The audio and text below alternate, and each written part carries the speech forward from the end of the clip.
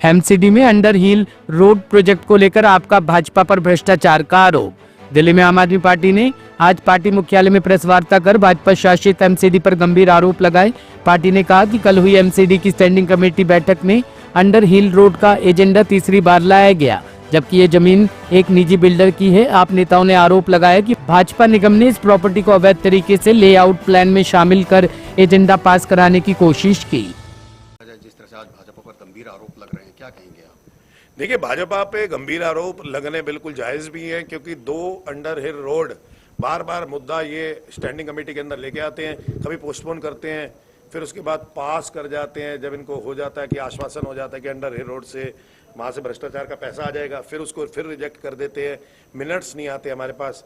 आप एक चीज़ देखिए, ये एक प्राइवेट बिल्डर की बिल्डिंग है। 2021 में ये 26 नवंबर 2021 की मैं एक लेके आया हूँ कटिंग, 1 फरवरी 2022 की लेके आया हूँ, जिसके अंदर ये नॉर्थ एमसीडी के अंदर गई और नॉर्थ एमसीडी के अंदर रिजेक्ट कर गई, जिसका खसरा नंबर ही मैच नहीं कर रहा। उस बिल्डिंग के अंदर आपका क्या इंटरेस्ट है कि आप उसका लेआउट प्लान ला रहे हो, और वो भी स्टैंडिंग कमेटी जो 2.5 वर्ष बाद बनी है स्टैंडिंग कमेटी, उसके अंदर लेआउट प्लान लेके आ रहे हो। तो ये तो बड़ी अजीब सी बात है कि आपका इंटरेस्ट दिल्ली की जनता को छोड़ के, आपका इंटरेस्ट यहाँ के एमसीडी के कर्मचारियों को छोड़ के, आपका इंटरेस्ट या तो एस्ट्रॉयड शेल्टर्स प्राइवेट लिमिटेड में होता है या फिर अंडर हिल रोड के अंदर होता है। तो मुझे लगता है कि इसके अंदर सही से बंदर बाट नहीं हो पाई, तो इसलिए इन्होंने अभी रिजेक्ट कर दिया। फिर थोड़े दिन बाद एक ले आएंगे कि जी हमने सब कुछ कर लिया, इंक्वायर कर लिया, अब जिसको फिर पास कर दो।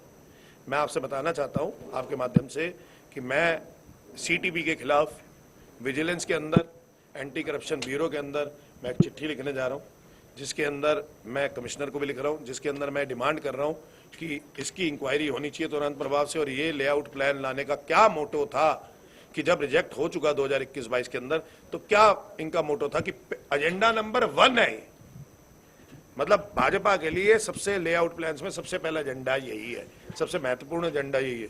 तो सोचिए कि ऊपर से लेकर नीचे तक कैसे कैसे सारे लोग मिले हुए हैं और इसमें भ्रष्टाचार में लिप्त है। आपने जैसे कहा इसमें कुछ कैश का भी लेन देन हो सकता है और एक बहुत बड़ी रकम भी हो सकती है, तो क्या लगता है कि इसमें कौन कौन सम्मिलित हो सकते हैं? देखिए, इसके अंदर भाजपा के अंदर आरोप है। देखिए, अगर कोई प्राइवेट बिल्डर को बेनिफिट दे रहे हैं तो उसके पीछे क्या क्या हो सकता है, ये सब आप लोग जानते हैं। और मुझे लगता है कि इसके अंदर अगर आप जब इंक्वायरी हो, ढंग से इंक्वायरी हो और एक ट्रांसपेरेंट इंक्वायरी हो, तो 100% इस अंडर हिल रोड के अंदर भ्रष्टाचार में लिप्त नीचे से ऊपर तक, यहाँ से स्थायी समिति चेयरमैन से लेकर महापौर से लेकर दिल्ली प्रदेश कार्यालय भाजपा तक कई लोग ये आरोप के बीच में हैं कि ये लिप्त पाए जाएंगे 100%। अंकुश जी, कई दिनों से देखा जाए स्विक शेल्टर के बाहर 5 नंबर गेट पे बहुत से एमटीएस कर्मचारी और सफाई कर्मचारी और हड़ताल में बैठे हैं, जहाँ उनको समर्थन भी कर रहे हैं।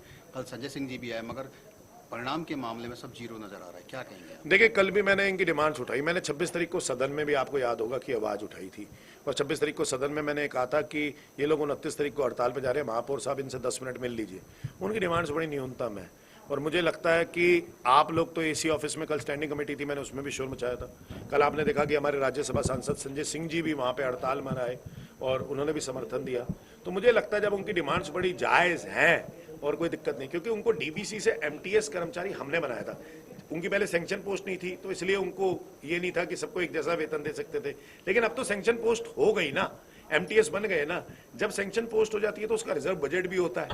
तो अब तो आपको जो उनको मिनिमम पे प्लस वेरिएबल डीए देना पड़ेगा, यानी कि minimum grade pay plus variable DA, वो 27,900 का है। और जो उनकी डिमांड ठीक है, किसी को 14,000 दे रहे हो, किसी को 16,000 दे रहे हो, किसी को 20,000 दे रहे हो, किसी को 22,000 दे रहे हो, किसी को 27,000 दे रहे हो, तो कह रहे 27,900 सबकी एक जैसी कर दो।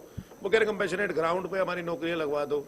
वो मलेरिया, चिकनगुनिया, डेंगू के बीच में रहते हैं, मेडिकल अनलीव्स मांग रहे हैं, या फिर कंपैशनेट ग्राउंड पे अपने परिवार के लिए नौकरी मांग रहे हैं। तो क्या गलत मांग रहे हैं? इसमें कौन से पैसे लग रहे हैं?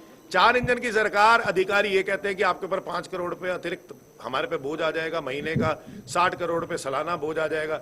4 इंजन की सरकार को 60 करोड़ के बारे में सोचना चाहिए, जहां पे मुख्यमंत्री रेखा गुप्ता, प्रधानमंत्री नरेंद्र मोदी ये कहते हैं कि हिंदुस्तान के अंदर और दिल्ली के अंदर कहीं कोई बजट की, कहीं कोई पैसे की कमी नहीं है। तो फिर एमसीडी के अंदर ये ऐसा क्यों? आप ही तो कहते थे 3 इंजन की सरकार आएगी तो दिल्ली के अंदर बड़ी तेजी से विकास चलेगा, विकास बढ़ेगा। एमसीडी में भी हम है, दिल्ली सरकार में भी हम है, केंद्र सरकार में भी हम है, हम तेजी से करेंगे। लेकिन ना तो कर्मचारी पक्का हो रहा है, ना कर्मचारी की डिमांड्स पूरी हो रही है, और इसकी जो खामियाजा उठाना पड़ रहा है महापौर के अहंकार की वजह से, जो मिल भी नहीं रहा इनसे, ना कोई भाजपा का नेता मिल रहा है, तो ये अहंकार का खामियाजा दिल्ली की जनता को मलेरिया, चिकनगुनिया और डेंगू के रूप में उठाना पड़ रहा है। Bureau report, team A1 news.